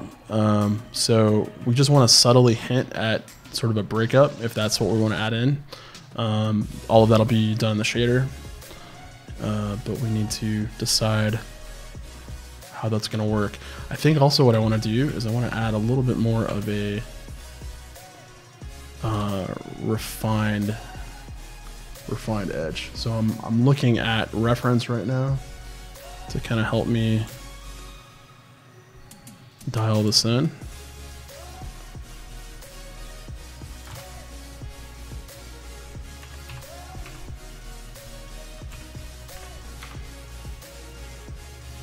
Okay, so it's interesting. I pulled reference from Pinterest, but there's a lot of overlapping styles. Some of this is Chinese, some of it is Indian, some of it is European, and you know, it changes really a lot about the characteristics when you start modeling this stuff based on the decisions you make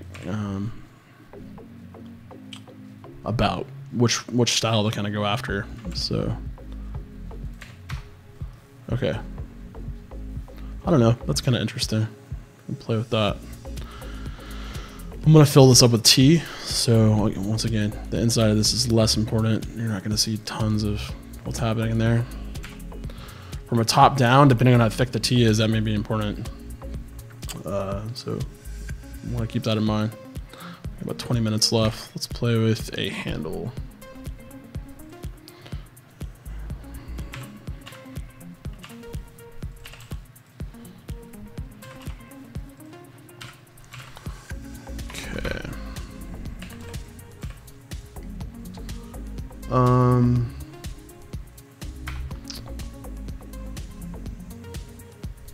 I kind of wonder,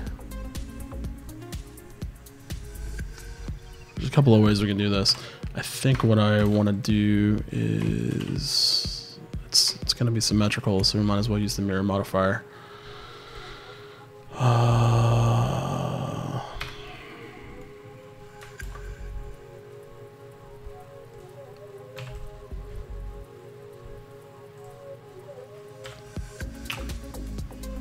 Okay, and again, there's so many styles to how this works, so you just kind of need to pick which one you want to focus on and go from there. I'm going to block in a really basic handle shape to get started, so we can just start messing with the way that it connects to the teacup. We'll smooth these meshes out. Okay, so I'm not worried about thickness right now, anything like that. I just want to nail this this profile. Okay.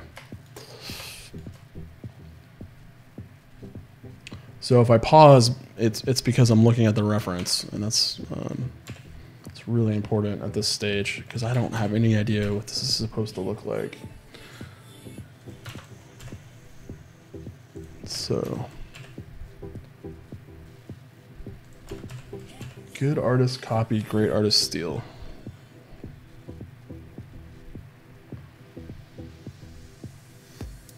Okay, I've got one in particular that I'm looking at that I kind of like the way that it's working. So I'm gonna start going after that particular design.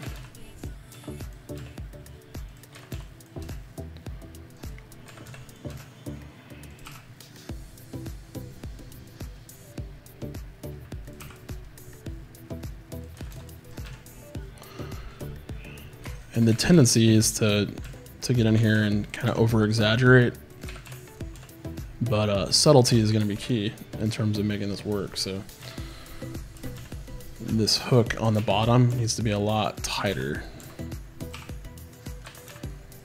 So I'm trying to remember that as we dial that in. Okay, I've actually got an extra hook in there I don't even need.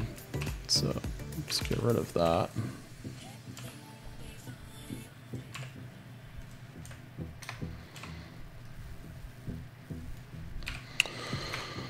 Okay, a little bit too rigid there. So I'm gonna pull this back off and then have that hook up a little bit like that. That's good. And then the same thing at the top. Profile is a little stiff, so yeah, something like that. Okay. So because we're mirroring over and we have 2 rows, this inner edge will kind of create this rounded top side if we pull this in. So can scale this down or move it down a little bit, and now we've got that rounded edge. And then on the outside here, I'm gonna pull this in on the x-axis to get the same effects. Try to keep the distance in terms of the height difference or the in and out difference the same all the way around, because that will change. Oops. That will change the thickness in a subtle way, and it'll be obvious if you look at it too long that it's off. So yeah, you want to dial that in as close as you can.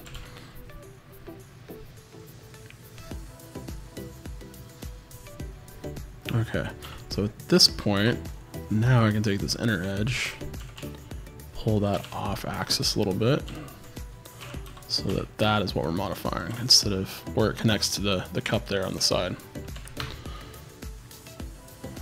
Okay. There's also kind of an interesting thing that's happening. Let me just pull this reference up so you guys can see it. So I'm looking at this handle here, and it's kind of cool the way that it hooks around and it has this little loop on the end, but the inside of it actually has this little flourish happening right there. So yeah, this is probably a little bit more of an Indian influence than it is European, specifically like, you know, English. But I like it. I like what it's doing. So I'm going to kind of run with that. So the top of it's going to hook up and into this mesh here. I wanted to try to create a seamless transition from top to bottom. So I'm going to add another loop, rotate this, and I just want to fold that into the side of the teacup so that it kind of blends in as it is melted to that edge. Now for the inside, we're going to continue a wall around and then up and around here. So what we can do is grab this right here, and since this is still all connected, once we start extruding a new path, then that will kind of go around here for us in a new way. These we're going to want to flip the normals because these need to be facing out this way. And then once again, let's make sure the new edges are smooth here. I'm not sure if I can get this done in 10 minutes. So I'm gonna go a little over tonight, but I'm sure you guys don't mind. So all right, so we'll try to do this quick. Basic premise there is every time we extrude, we're just going to rotate a little bit to get that spiral hooking around. And, you know, you can be pretty quick and loose with this. It doesn't have to be something that takes you a really long time to do. But obviously, the more you take your time and stuff, the more it's going to look like it's working in the scene. So at this point, all we really want to do is follow the curvature of this mesh right here. So actually, I don't want to have that. So I'm gonna get rid of that. If we can, it would be good to match the the points from the outer ring to the inner ring, so that way when we start connecting these up, it's going to be a cinch to join those up. So be aware of that a little bit as we get into this. And you know, as we go, we can play with joining this up so that it's working. So with the F2 modifier turned on, it's pretty simple to make that happen. And oh, what do we got going on? Oh yeah, all right, we don't have the inside, so that's why.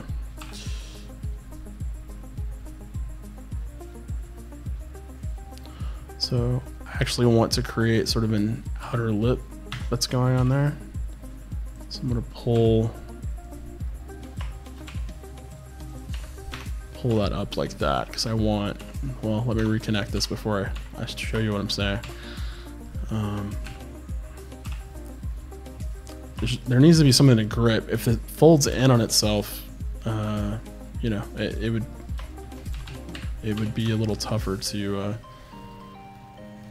make that look correct. So this is a little better here. All right, so same issue here. All of these points need to kind of be coming out instead of going the other way. So we kind of want to swap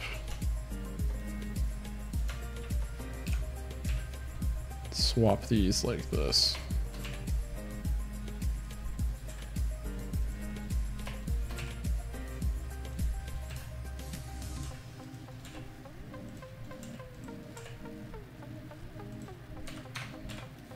Okay, hope that makes sense. It definitely will when we get it, you know, modeled to where it's all matching up, but all right, let's see.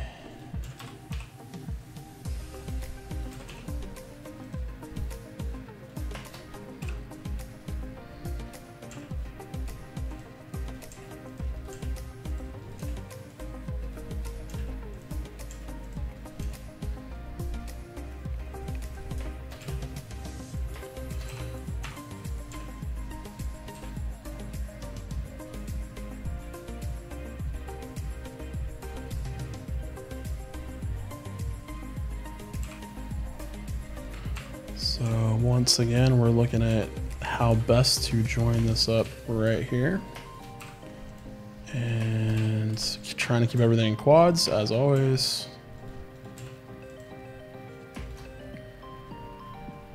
Okay, so I want to pull this down and back into this seamlessly down here. So all we have to do is match up, again, number of points like this. And then create those points on the outside mesh so that it works. And once again, let's check the reference, make sure that's doing what we want it to do.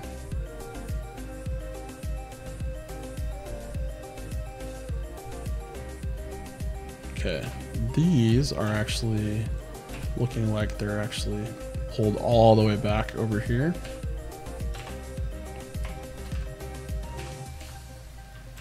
Maybe something like that.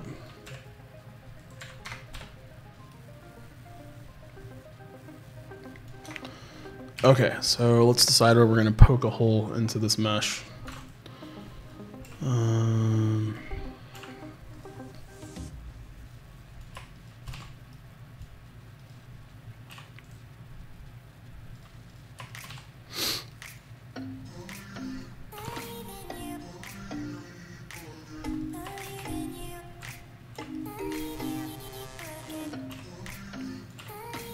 Okay, there we go.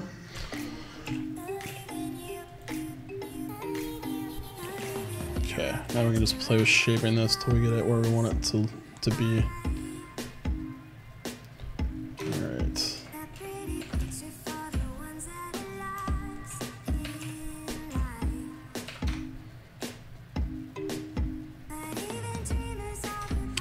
I think this actually needs to be reversed, so I'm modeling the opposite side of this cup. That's why it's looking a little weird to me.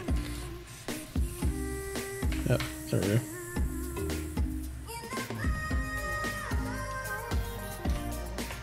Actually, that part's missing from the image, but I'm betting this is more like this.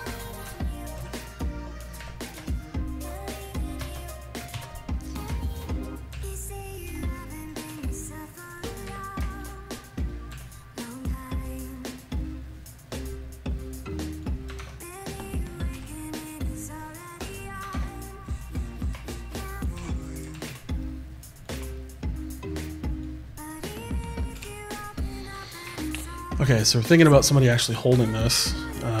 You know, are they going to have what they need to have a good experience? You know, so ultimately that's what the design is. Trying to make sure that people are using the product and experiencing it the right way. I know it seems weird to think about as just doing 3D art, but the more you can get your head around purpose and function and the way it's supposed to work in reality, the better your art will feel. It'll feel more realistic. Okay. And then we can play a little bit with, you know, tapering these edges and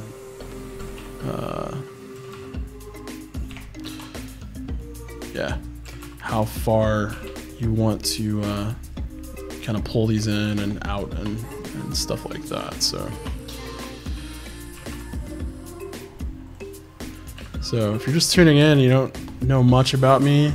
I'm a 3D artist, Blender Foundation certified trainer, and I have a training academy over at theorangeguild.com that I've just launched, and we're really excited about all the things that we're trying to do there. It's going to be mentorship and Blender training, and so the goal is to get things to a point where we can provide certification programs. So if you think about it in terms of getting a certificate that you could actually put on your LinkedIn profile, or you know, try to use that to get a better job in the industry, and kind of standardize the training across the board for the way things are working. So that's the goal. It's a pretty big one, but we will see how we can help everybody and try to do our best. So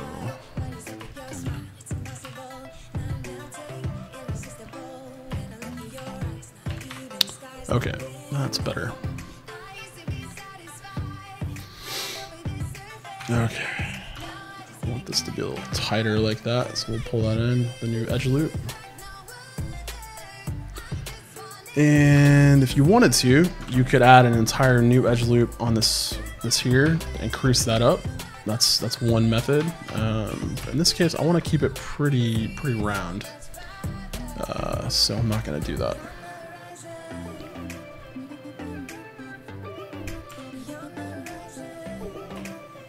Okay, so we want to terminate this out to the side. And there we go. So the goal here is to, again, meld this into the side of the cup, so it feels like you know, it's been kind of manufactured to be pulled in. I actually did some research on the way they manufactured this sort of stuff for this project, and it's insane. Like the level of for the patterning and the stuff on all of the teacups and the tea sets and all that stuff, like it goes through so much quality control, and you know, just if anything's slightly off, they toss it and they get rid of it and start it over again. And that's why it costs so much to buy this stuff. They call it fine china because it is it's high class stuff. So okay, there we go. So what I'll probably do here is I'll extrude in a little bit.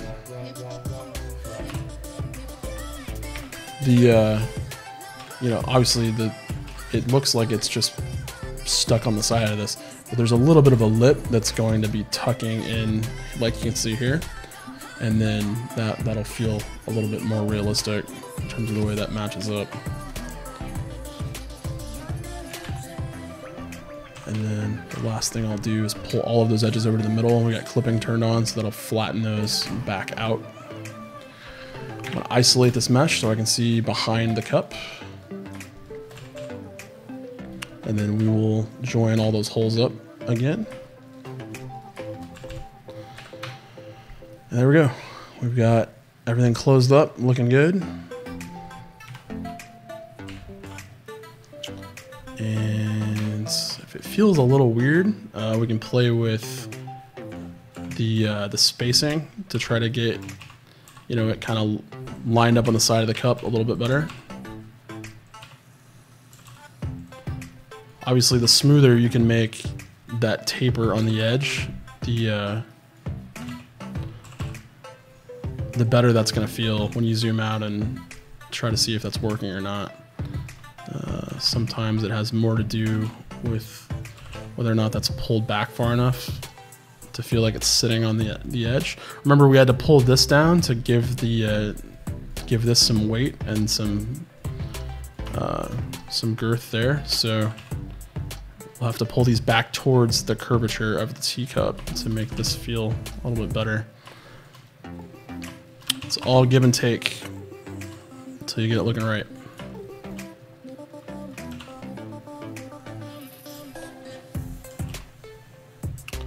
So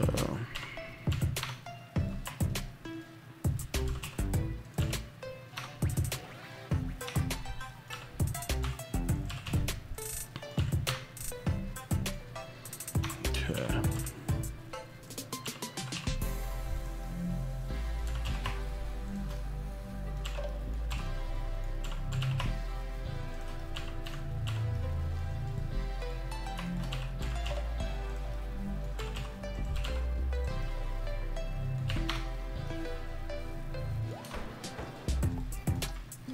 It's feeling a little flat, so I'm going to pull this back off of that center.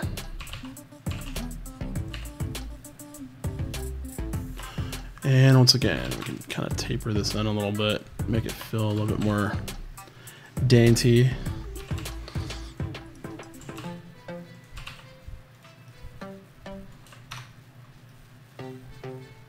It's a little too much.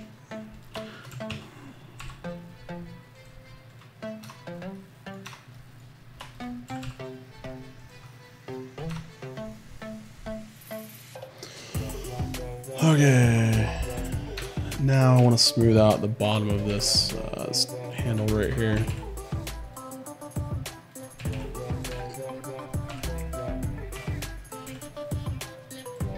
I want that to smoothly flow into the rest of this, so I'm gonna pull these apart. Just make sure I like the way that's leading in.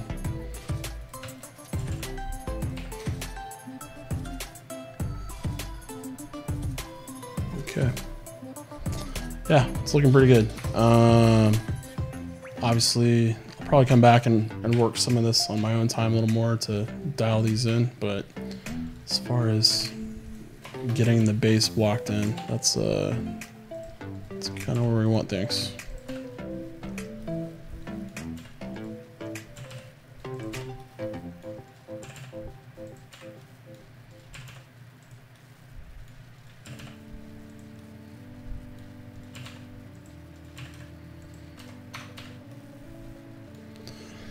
All right, guys, that's it for tonight, I think. So, oh, here we go. Make sure you save.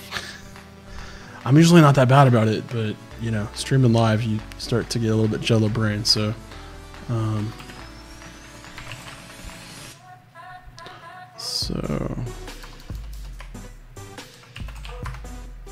okay, saved. We're not gonna lose this teacup. All right, so obviously a lot more work to do before we get to a point where we're completely done with the modeling phase and jumping into the texturing. But yeah, like I said, we'll get back to it. I'm thinking about streaming tomorrow night. Don't know if that's going to happen or not yet. It will depend on how tomorrow goes. But thank you guys so much for tuning in. I really appreciate it. You know, again, subscribe to the YouTube channel, Twitch, whatever. Share it with your friends if you found something valuable, and then come back and see the next one. So hope you guys have a good night, and if I don't see you tomorrow, a good weekend. And I'll be back at some point soon with some more Blender. So I appreciate you guys tuning in. Thank you.